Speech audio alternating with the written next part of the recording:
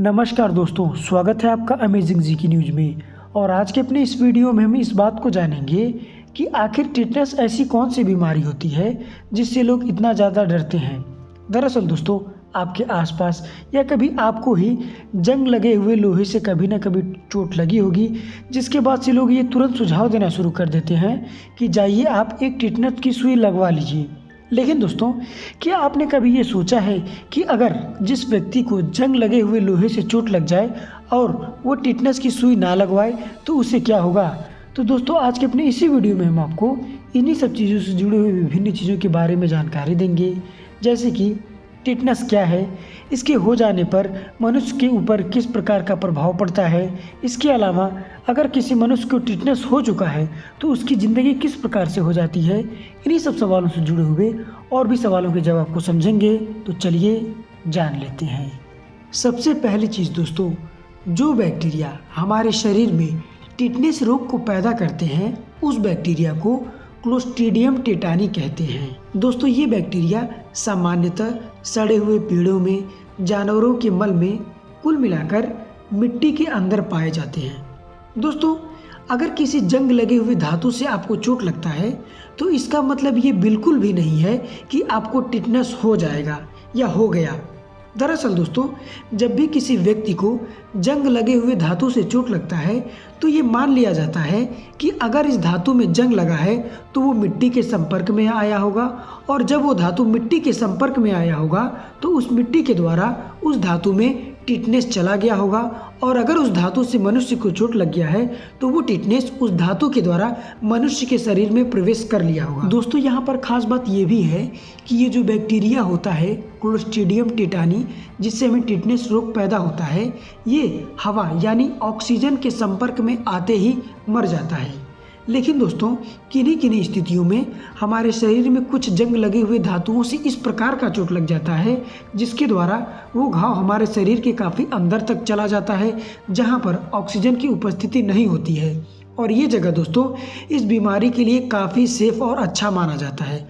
अतः दोस्तों, अगर हम ये मान लें कि आपको जिस धातु से चोट लगा था उस धातु पर टिटनेस के बैक्टीरिया मौजूद थे और वो चोट अंदर तक आपको लग गया है, तो इस बात की 100% संभावना है कि अब आपको टिटनेस का रोग जरूर होगा। दोस्तों, यहाँ तक आप ये जान चुके होंगे कि टिटनेस किस बैक्टीरिया को कहते हैं और ये बैक्टीरिया कहाँ पाए जाते हैं और किस कारण से हमें टिटनेस होता है।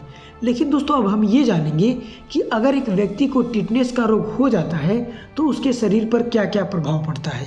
तो देखिए दोस्तों, हमारा शरीर वातावरण के हिसाब से फैलता रहता है और सिकुड़ता रहता है। दोस्तों, जब ये प्रक्रिया हमारे शरीर में होती है और जब हमारा शरीर सिकुड़ता है तो हमारे शरीर से केमिकल भी निकलता है जो हमें आराम दिलाता है।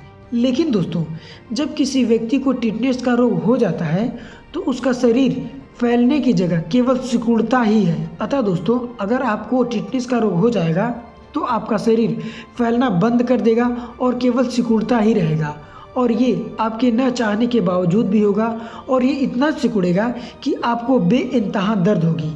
एग्जाम्पल के लिए दोस्तों, ये अभी जो आप फिगर देख रहे हैं ये सन 1809 की एक तस्वीर है जिसमें एक व्यक्ति को टिटनेस का रोग हो गया है। दोस्तों, इस टिटनेस के रोगी को इस चित्र के द्वारा इस प्रकार से प्रदर्शित किया गया है कि आप समझ पाएँ कि इसको किस प्रकार का दर्द हो रहा है। दरअसल दोस्तों, इसका शरीर केवल सिकुड़ रहा है बल्कि फैल नहीं रहा है, और इसमें किसी भी व्यक्ति को बेइंतहा दर्द होता है। एग्जाम्पल के लिए दोस्तों, सोचिए अगर किसी व्यक्ति का शरीर उसके न चाहने के बावजूद भी जगह जगह से ऐंठने लगे यानी सिकुड़ने लगे और उसे बेइंतहा दर्द हो रहा हो तो उस पर क्या बीतती होगी। दोस्तों, इस रोग के बारे में आपने ये सारी चीज़ें तो जान ली। अब आप ये जानना चाह रहे होंगे कि आखिर इसका इलाज क्या है। तो दोस्तों, मैं आपको बता दूं, टिटनेस का आज तक कोई भी प्रभावी इलाज नहीं बना है। जी हाँ दोस्तों, अगर किसी व्यक्ति को टिटनेस हो गया तो उसे पूरी तरह से ठीक नहीं किया जा सकता है, और जिन लोगों में टिटनेस पाया जाता है उनमें से 2/3 लोगों की मौत हो जाती है। अतः दोस्तों, अगर किसी भी व्यक्ति को जंग लगे हुए धातु से चोट लग जाता है तो उसका सबसे प्रमुख इलाज यही है कि वो तत्काल उस टिटनेस रोग का वैक्सीन ले ले। अतः दोस्तों, अगर आपको किसी जंग लगे हुए धातु से चोट लगता है तो आप तत्काल टिटनेस के वैक्सीन यानी टिटनेस का इंजेक्शन लगवा लें। लेकिन दोस्तों अगर आप इसमें लापरवाही बरतेंगे और अगर टिटनेस आपके शरीर में फैल गया तब उसके बाद इसे ठीक कर पाना लगभग नामुमकिन हो जाएगा। वहीं दोस्तों अगर बात करें इस बीमारी के लक्षण की, तो दोस्तों इसकी बीमारी का मुख्य लक्षण यही है कि आपको आपके शरीर में जगह जगह पर ऐंठन महसूस होगा, सांस लेने में दिक्कत होगी और बेचैनी भी लगेगी। वहीं दोस्तों बात करें अगर इस बीमारी के इलाज की, तो देखिए दोस्तों आज तक इसका इलाज संभव तो नहीं हुआ है और जिनका भी इलाज किया जाता है उनमें से 2/3 लोगों की मौत हो जाती है और जो बच भी जाते हैं उनके ज़िंदा रहने ना रहने में कोई अंतर नहीं रहता है। लेकिन फिर भी दोस्तों इसके इलाज में कुछ शरीर में एंटीबॉडीज़ दी जाती हैं, बॉडी को रिलैक्स होने वाले कुछ दवाइयाँ दी जाती हैं और हमें ऐसे इंजेक्शन भी दिए जाते हैं जो एंटीबॉडी का काम करें। इसके अलावा दोस्तों इसका कोई भी इलाज आज तक संभव नहीं है।